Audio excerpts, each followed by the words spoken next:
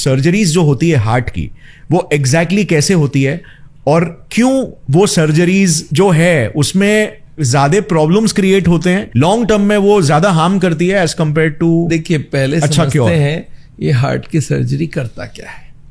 एक ट्यूब आपने ब्लॉक किया, चर्बी डाल डाल के, खाना पीना गलत करके, वो ट्यूब 80-90 ब्लॉक हो गई, उसके जगह एक नई ट्यूब लगवा दी।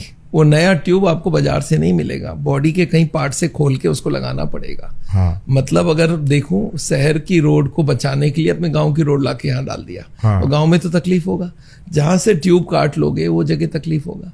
अभी जो नई ट्यूब है ये ओरिजिनल के बराबर नहीं है। हाँ।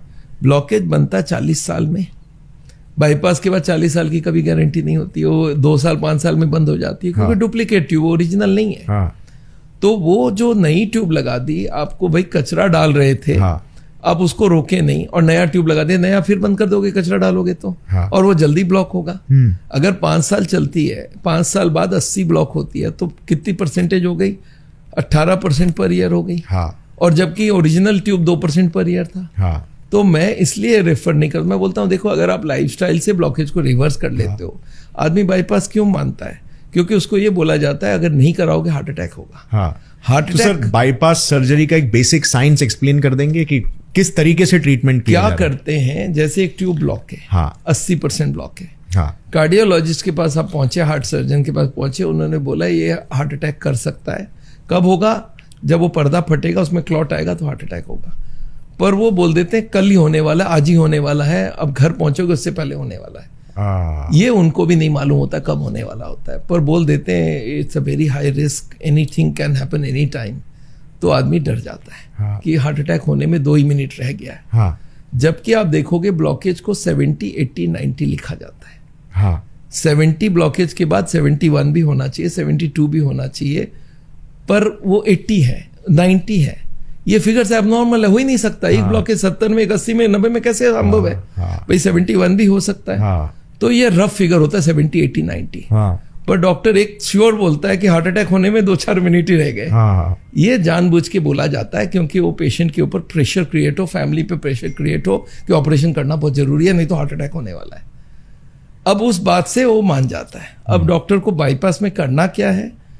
पहले 2-3 जगह बाईपास करेंगे तो 2-3 जगह से ट्यूब काटना पड़ेगा, हाथ से काटेंगे, पैर से काटेंगे। हाँ। बाजार से नहीं मिलेगा ये ट्यूब। अब इसको डालने के लिए चेस्ट को काटना पड़ेगा। यस। इसको खोलना पड़ेगा। अब हार्ट ऐसे मूव कर रहा है, उसमें स्टिचिंग प्रॉब्लम है। हाँ। तो हार्ट को रोकना पड़ेगा। हाँ। एक मशीन से पूरे बॉडी को चलाना है। हाँ। उसमें वो ऑपरेशन होगा। हाँ। अब वो जो नई ट्यूब लगेगी वो कितने दिन चलेगा उसका भी भरोसा नहीं है।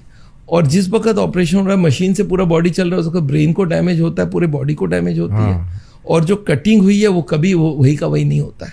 मैं लोगों को बोलता हूँ नेचर को छेड़खानी से पहले एक बात सोचो, नेचर को वैसे का वैसा बना सकोगे? हाँ।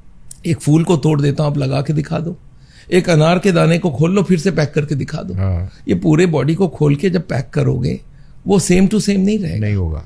और उसके कॉम्प्लिकेशन हजारों हैं। इतनी बड़ी ऑपरेशन है। हाँ। उस वक्त ब्रेन डेड होने के चांसेस है। तो मैं लोगों को बोलता हूँ ऑपरेशन जरूरत नहीं है तो ना कराओ। यस। और जरूरत कब होगी? जब आप ब्लॉकेज बढ़ाने के लिए रेडी बैठे हो कि मैं तो ब्लॉकेज बढ़ाऊंगा, तो कभी ना कभी तो हार्ट अटैक होगा। तो most of the surgeries are done under pressure, और वो इमरजेंसी क्रिएट किया जाता है कि आपको बस होने वाला हार्ट अटैक।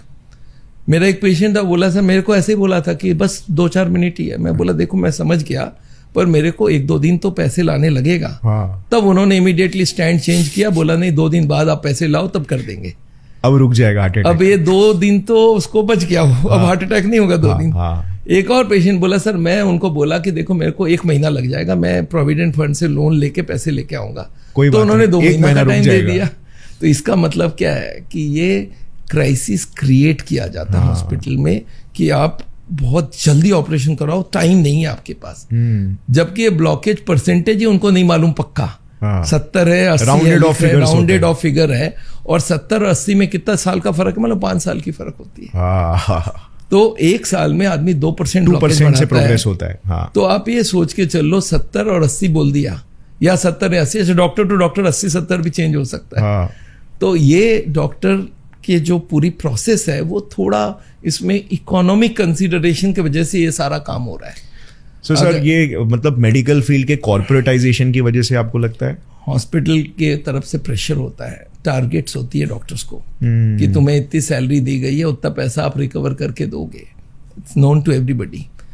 कॉर्पोरेट होने से प्रेशर पड़ेगा, एम्प्लॉयज से उनको एक्स्ट्रा लेना। सेल्स टारगेट, रॉ मटेरियल कौन है हार्ट के पेशेंट्स के? देखिए फैक्ट्री में रॉ मटेरियल होता है अलग, कॉर्पोरेट हॉस्पिटल का रॉ मटेरियल है पेशेंट। तो जिस तरीके से तेल की कंपनीज भी कस्टमर को चिपका रही है तेल मार्केटिंग करके, उस तरीके से कॉर्पोरेट हॉस्पिटल्स भी तो मैं ये समझता हूँ कोई आदमी को। अब अच्छा एक और चीज देखिए, अमेरिका में चले जाइए यही प्रोसेस है, पर आप कनाडा में चले जाइए उतनी एडवांस्ड है, आप ब्रिटेन में चले जाइए वहां बाईपास सर्जरी आज का आज नहीं हो सकता। क्यों? कि वहां सरकार पे कर रहा है सारा। यहाँ पे प्राइवेट है तो पैसे मिलेंगे हॉस्पिटल को, कॉर्पोरेट हॉस्पिटल को। इन्होंने ब्रिटेन में क्या कर दिया, सारा NHS है। तो उसने बोला आपकी 80 ब्लॉक है, आपका बाईपास सर्जरी होगा, पर अभी 1 साल वेटिंग है, आप वेट कर लो 1 साल, तब तक खाना पीना चलते रहो। मतलब सेम एडवांस कंट्री है जहां पे प्रोसेस उन्होंने रख दिया कि डॉक्टर को पैसे उतने ही मिलने हैं, वो करे या ना करे। वहां बाईपास सर्जरी की कोई जल्दी नहीं होती है। कनाडा में 1 साल वेटिंग की रहेगी कि ठीक है आपका बाईपास करना है, आप लाइन में आ जाओ, स्टेंट लगाना, लाइन में आ जाओ, क्योंकि सरकार पे कर रही है और कोई को डॉक्टर को कुछ मिलना नहीं है। तो वहां वेट कर सकता है। यहाँ पे कॉर्पोरेट हॉस्पिटल है, प्राइवेटली रेज आ रहा है पैसा, तो यहाँ पे आज ही करना पड़ेगा, अमेरिका में आज ही करना पड़ेगा। तो ये प्रोसेस क्या है, ये आप अगर थोड़ा सा दिमाग लगाओगे, इसमें पूरी इकोनॉमी भरी हुई है इसमें। सो सिस्टम कस्टमर के या पेशेंट के सोल्यूशन से नहीं चल रहा, बल्कि इंसेंटिवाइजेशन से चल रहा है, मॉनिटरी इंसेंटिवाइजेशन। और आई थिंक ये पेशेंट्स को पता होना चाहिए ताकि वो ये सारी चीजें देख सके और अल्टीमेटली वो ट्रीटमेंट और क्योर के पीछे जा सके जो एक्चुअल में उन्हें बेनिफिट करेगा। मेरे को याद है, मेरा एक पेशेंट है, उसकी गाड़ी की शोरूम है। तो मेरे को बोला वो दिल्ली का वो हार्ट का हॉस्पिटल है ना, उसने मेरे से 15 गाड़ी एक साथ खरीदी। मतलब 15 क्या करेगा वो लोग एक साथ? बोला नहीं, जो डॉक्टर टारगेट अचीव किया सबको एक एक गिफ्ट मिलेगी, इंसेंटिव। तो आप ये समझ लीजिए टारगेट का बात है इसमें। And I know it's looking bad, but it is a fact.